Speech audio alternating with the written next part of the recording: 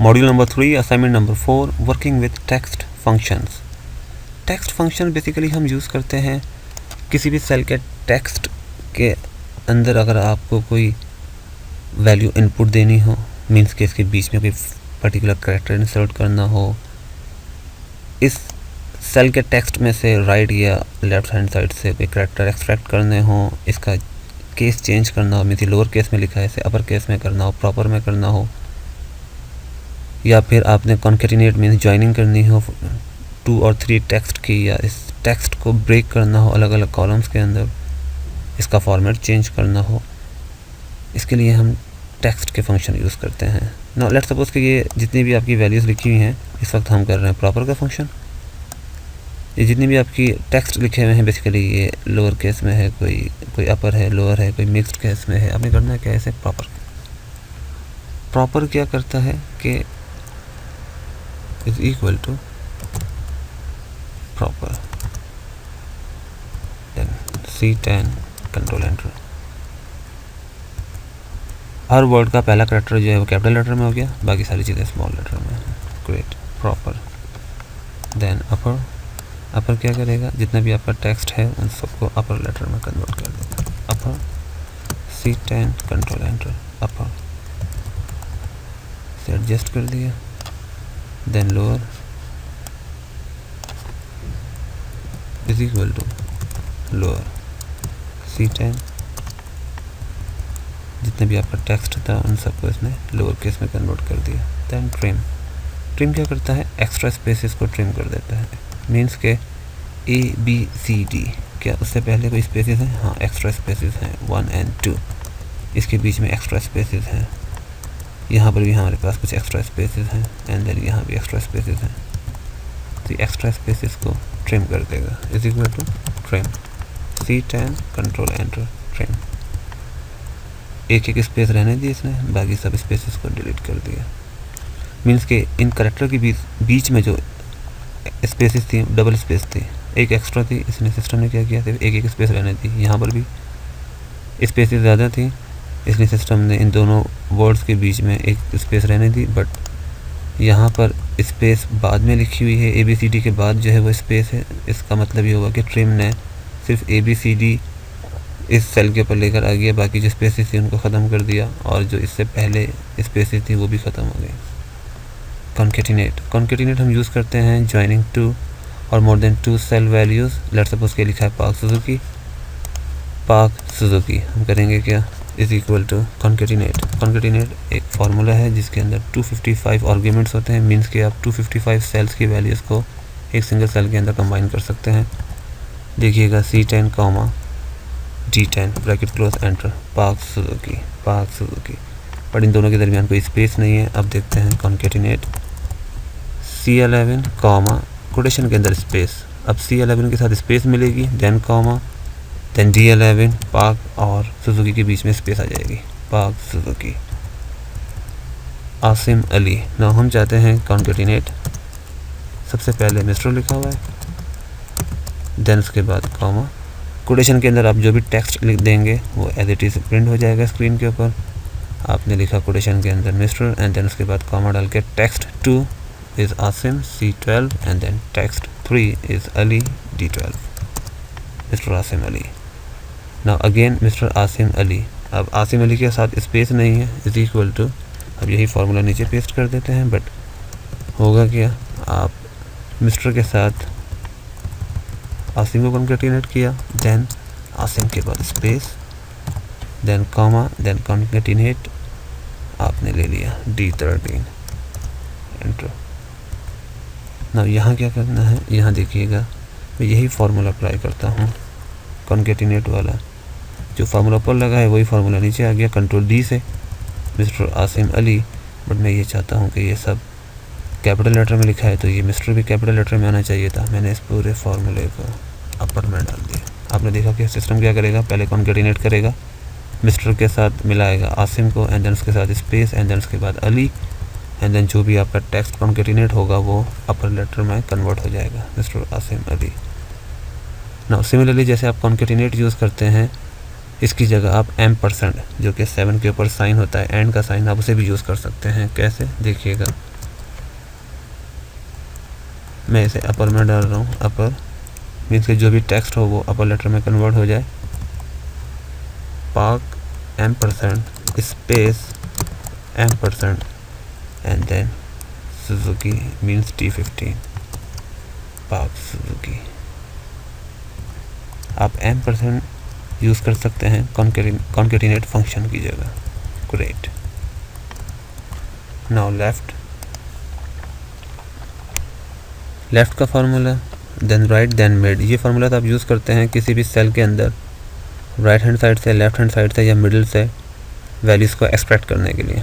Let suppose के हमारे पास यहाँ अकाउंट डेट दी हुई है, अकाउंट नंबर दिया हुआ है, अमाउंट, एंड देन हमने करना क्या है, ये जो आपके पास अकाउंट नंबर है बेसिकली इसके जो शुरू के 2 डिजिट्स हैं 1 0, बेसिकली वो रिप्रेजेंट कर रहे हैं बिजनेस यूनिट को। देन जो सेंटर के 4 हैं $YYY, ये हमारे रिप्रेजेंट कर रहे हैं अकाउंट को, और लास्ट में जो $Z हैं ये रिप्रेजेंट कर रहे हैं डिपार्टमेंट को। ना हमने करना है क्या, इसमें से बिजनेस यूनिट को अलग करना है। दैट मीन्स के लेफ्ट हैंड साइड से 2 कैरेक्टर उठाने हैं। Is equal to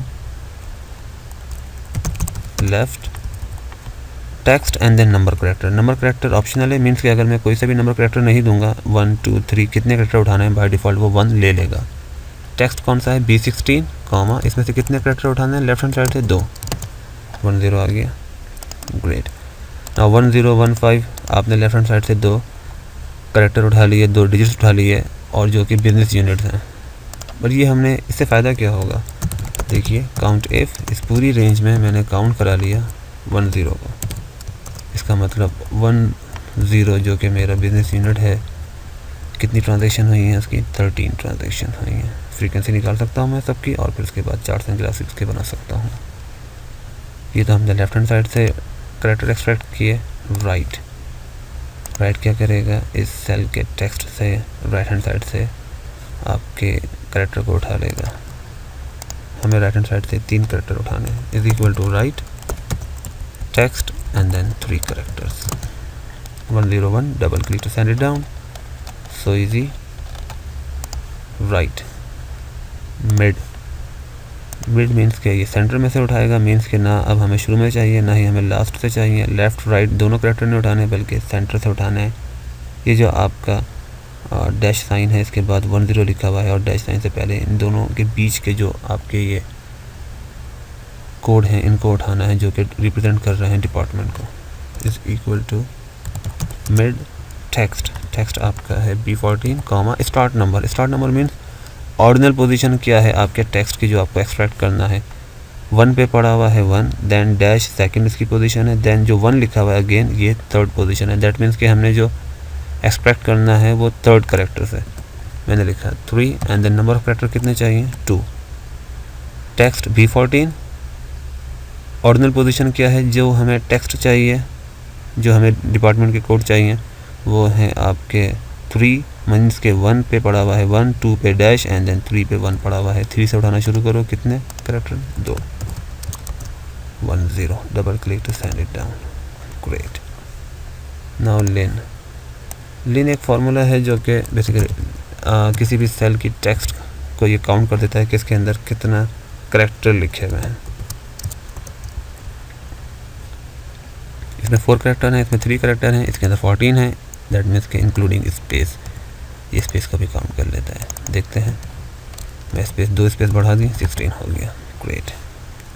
text to column means के आपने कॉन्केटिनेट के अंदर देखा कि आप कंबाइन कर सकते हैं डिफरेंट सेल्स की वैल्यूज़ को, मुख्तलिफ तरीके से कॉन्केटिनेशन कर सकते हैं। एम्परसेंड के साथ भी कर सकते हैं और कॉन्केटिनेट के फंक्शन के साथ भी कर सकते हैं। जब आप मल्टीपल सेल्स की वैल्यूज़ को सिंगल सेल में कंबाइन कर सकते हैं, दैट मीन्स आप सिंगल सेल की वैल्यू को ब्रेक भी कर सकते हैं। टेक्स्ट टू कॉलम, आपने इस पूरी रेंज को सेलेक्ट कर लिया, देन डेटा के अंदर टेक्स्ट टू कॉलम के अंदर आपके पास ये विंडो ओपन हो गई। ये कह रहा है कि फिक्स्ड विड्थ का मतलब क्या, कि आपको पता है कि आपको कितने कैरेक्टर के बाद टेक्स्ट को ब्रेक करना है। इन दिस सिनेरियो हमें पता है कि हमें पहले 1 कैरेक्टर के बाद, देन उसके बाद 2 कैरेक्टर हैं, देन उसके बाद आपको ये दोबारा ब्रेक करना होगा। बट डिलिमिटेड का मतलब क्या है कि कोई बीच में ऐसा पर्टिकुलर कैरेक्टर आ रहा हो कि जैसे ही वो करेक्टर एक्सेल को मिले और वो उस सेल के टेक्स्ट को ब्रेक कर दे। ऑफ कोर्स हमारे पास यहाँ स्पेस आ रहे हैं, तो ये मच बेटर है कि हम डिलिमिटेड यूज़ कर लेते हैं। नेक्स्ट, टैब से ब्रेक हो रहा है नहीं, सेमीकोलन से नहीं हो रहा, कॉमा से भी नहीं हो रहा, स्पेस। ना टैब है, ना सेमीकोलन, ना कॉमा, ना स्पेस, तो फिर अदर में आके आप वो पर्टिकुलर करेक्टर टाइप कर देंगे जिससे आपका टेक्स्ट ब्रेक हो रहा हो। देन नेक्स्ट, ये जो आपका टेक्स्ट ब्रेक होगा ये आपको यहीं ब्रेक करना है, मीन्स कि 3 2 3 2 ये इसी कॉलम नंबर बी के अंदर रहेगा, 1 0 इस वाले कॉलम में आ जाएगा और 1002 जो है कॉलम नंबर डी के अंदर आ जाएगा।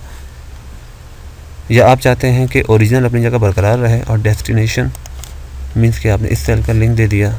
अब जब टेक्स्ट ब्रेक होगा ओरिजिनल अपनी जगह बरकरार रहेगा, 3 यहाँ आ जाएगा, 10 यहाँ आ जाएगा, 1002 कॉलम नंबर ई के अंदर आ जाएगा। Finish, great. 3 1 0 1002। नाउ अगेन ये सिचुएशन आ गई, यहाँ आपको फिक्स विड्थ का नहीं पता तो आप क्या करेंगे, टेक्स्ट कॉलम के अंदर डिलिमिटेड, नेक्स्ट, स्पेस, कॉमा भी ले सकते हैं एंड देन स्पेस भी ले सकते हैं, कॉमा स्पेस दोनों ख़त्म हो गई, next and then finish. Last name अलग हो गया, फर्स्ट नेम अलग हो गया।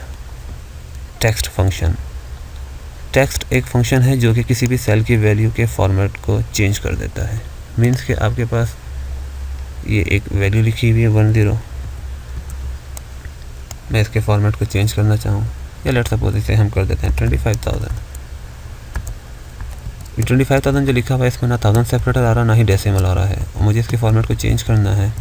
सो what can I do, text value कौन सी है, this one cell, comma, format कैसा करना है इसका, कोटेशन के अंदर hash comma hash hash hash. Basically ये स्टैंडर्ड फॉर्मेट है, राइट हैंड साइड से हर 3 डिजिट्स के बाद 1000 सेपरेटर चाहिए होता है, तो ये स्टैंडर्ड फॉर्मेट है। कंडीशनल फॉर्मेटिंग के अंदर कस्टम फॉर्मेट हमारा पूरा टॉपिक है, हम डिटेल में देखेंगे। एंटर 25,000, आपने देखा कि हर राइट हैंड साइड से 3 इसके जो है डिजिट्स के बाद कॉमा आ गया, 1000 separator is equal to text value, format क्या चाहिए हमें इसका, hash comma hash hash hash dot 00। अब हमारे पास डेसिमल भी आ जाएंगे, डेसिमल भी आ गए। एंड देन अगेन अब देखिएगा प्रॉब्लम क्या आती है। लेट सपोज कि मैं इसका एक फॉर्मेट दे रहा हूँ, नंबर फॉर्मेट, और मैंने इसका डेसिमल भी आ गया, 1000 सेपरेटर भी आ गया। अगर मैं इस सेल की वैल्यू को कॉन्केटिनेट करता हूँ यहाँ पे, इज इक्वल टू कोटेशन के अंदर एक मैसेज टाइप किया और टोटल इनकम इज़ M%, और जैसे ही मैं इस सेल का रेफरेंस दूंगा सिस्टम इसकी फॉर्मेटिंग को लूज़ कर जाएगा। जब आप कॉन्केटिनेट करते हैं किसी भी वैल्यू को टेक्स्ट के साथ तो वो उसकी फॉर्मेटिंग को नहीं उठाता। यहाँ ये प्रॉब्लम आ रही है। अब आप क्या करेंगे, इस C12 को आप डाल देंगे टेक्स्ट के फार्मूले के अंदर, C12 कॉमा, देन अगेन वही फॉर्मेट दे दिया आपने, hash comma hash hash hash dot 00 quotation close bracket close, enter. Amazing. 0.15 इसे परसेंटेज का साइन देना है, इसका फॉर्मेट चेंज करते हैं, is equal to text comma, percentage का फॉर्मेट कैसे आएगा, 0.00 percentage quotation close bracket close, enter. 15%। Now 28 November 2004, let's suppose कि एक डेट डली हुई है, मैं इसका फॉर्मेट चेंज करना चाहता हूँ, text comma DD space MM space YY, यह हमें कोटेशन के अंदर देना होगा, bracket close and then enter. Sunday November 2004, format change हो गया इसका, great. Similarly text MM dash DD dash YY।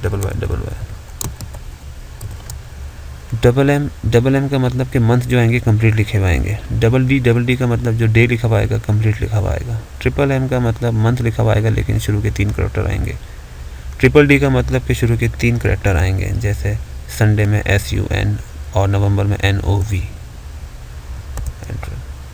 NOV-MON 1980। आपने देखा कि यहाँ पे हमारे पास पहले डे आ रहा था, फिर मंथ और फिर ईयर। हमने इसका फॉर्मेट चेंज कर दिया, पहले मंथ आ रहा है, फिर डे आ रहा है, फिर ईयर आ रहा है। यहाँ भी हमने फॉर्मेट चेंज कर दिया, कॉन्केटिनेट भी कर दिया। आपने देखा कि इस असाइनमेंट के अंदर हमने टेक्स्ट फंक्शन को किस तरह से यूज़ कर सकते हैं, कॉन्केटिनेट कैसे कर सकते हैं, टेक्स्ट टू कॉलम कैसे यूज़ करते हैं, लेफ़्ट राइट मिड लेन के फंक्शन किस तरह से यूज़ करते हैं, proper upper lower and then trim. I hope कि ये असाइनमेंट आपके लिए फ्रूटफुल रहा होगा। See you in the next assignment.